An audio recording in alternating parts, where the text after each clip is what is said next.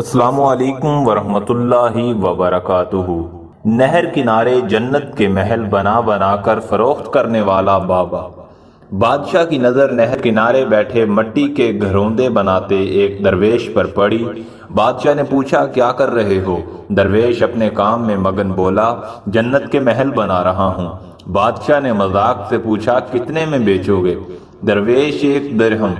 بادشاہ نے یہ سنا تو ہنستا ہوا چل دیا۔ پیچھے کھڑی ملکہ یہ ساری گفتگو سن رہی تھی۔ آگے بڑھی اور بولی، حضور میں خریدار ہوں، یہ لیجئے 1 درہم۔ درویش نے سر اٹھائے بغیر ہی درہم لیا اور مٹی سے بنا گھروندہ ملکہ کو تھما دیا۔ امور سلطنت سے فارغ ہو کر بادشاہ آرام کر رہا تھا۔ آنکھ لگتے ہی خواب میں خود کو جنت میں سیر کرتے پایا۔ سیر کے دوران بادشاہ کی نظر ایک خوبصورت محل پر پڑی جس کے ماتھے پر ملکہ کا نام لکھا تھا۔ محل کی خوبصورتی اتنی دلکش تھی کہ بادشاہ کے قدم بے اختیار ہی محل کی طرف اٹھ گئے۔ جو ہی وہ دروازے پر پہنچا اسے اور محل کے نگران نے روک لیا۔ بادشاہ، میں حاکم وقت ہوں، یہ محل پر جس کا نام لکھا ہے وہ میری ملکہ۔ محل کا نگران بولا، یہاں کا ضابطہ ہے، جس کا نام ہے صرف وہی اندر جا سکتا ہے۔ اس تکرار کے دوران بادشاہ کی آنکھ کھل گئی۔ کئی دن تک بادشاہ یہی خواب دیکھتا رہا۔ تجسس بڑھتا رہا کہ ملکہ کا وہ کون سا عمل ہے جس کے باعث اسے یہ محل ملا ہوگا۔ اسی کشمکش کے ہاتھوں مجبور ہو کر ملکہ کو خود بیتنے والے واقعات بتا کر پوچھتا ہے کہ مجھے اپنا وہ خاص عمل بتاؤ جس کے باعث تمہیں محل ملا۔ ملکہ بولی، حضور میں تو بہت گناہگار ہوں، کوئی ایسا عمل نہیں جس کا صلہ میں محل کو قرار دوں۔ ہاں، چند دن پہلے سیر کے دوران حضور نے جس درویش کو مٹی کے گھروندے بناتے دیکھا تھا، بس اس سے 1 درہم دے کر محل خریدا تھا۔ سنتے ہی بادشاہ کی آنکھوں کے سامنے بیتا منظر گھوم گیا۔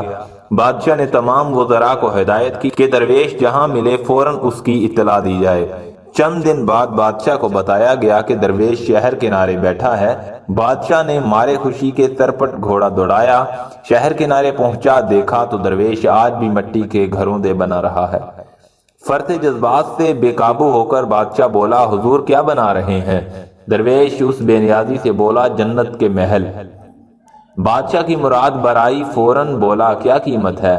درویش مسکرا کر بولا، تمہاری پوری سلطنت۔ یہ سنتے ہی بادشاہ چکرا کر رہ گیا، لیکن ادب سے بولا، ابھی چند دن پہلے ہی تو آپ نے یہ محل صرف 1 درہم میں ملکہ کو بیچا تھا۔ آج ایسا کیا ہوا کہ اس کی قیمت پوری سلطنت ہو گئی؟ درویش نے سر اٹھایا اور گہرے لہجے میں بولا، سن بادشاہ، ملکہ نے مجھ سے بغیر دیکھے میری زبان پر اعتبار کر کے محل خریدا تھا، لیکن تم تو دیکھ کر آئے ہو، اس لیے آج قیمت بھی میری مرضی کی ہوگی۔ بادشاہ نے اسی دن شاہی فرمان میں پوری سلطنت لکھ کر درویش کے حوالے کی اور مٹی کے گھروندہ لیے۔ جب لوٹنے لگا تو درویش نے آواز دی، بادشاہ، تمہاری پوری سلطنت اور ملکہ کا 1 درہم میرے لیے برابر ہے۔ میرے لیے وہی ذات کافی ہے جو بے نیاز ہے۔ یہ سلطنت اور درہم تمہیں ہی مبارک ہوں۔ تاریخ میں یہ بادشاہ وقت ہارون رشید تھا جس کی سلطنت ایشیا سے لے کر یورپ تک پھیلی ہوئی تھی، اور درویش جس کا نام بہلول تھا وہ بے تاج بادشاہ تھا جس کی بادشاہی سرحدوں کی حدود و قیود سے ماورا تھی۔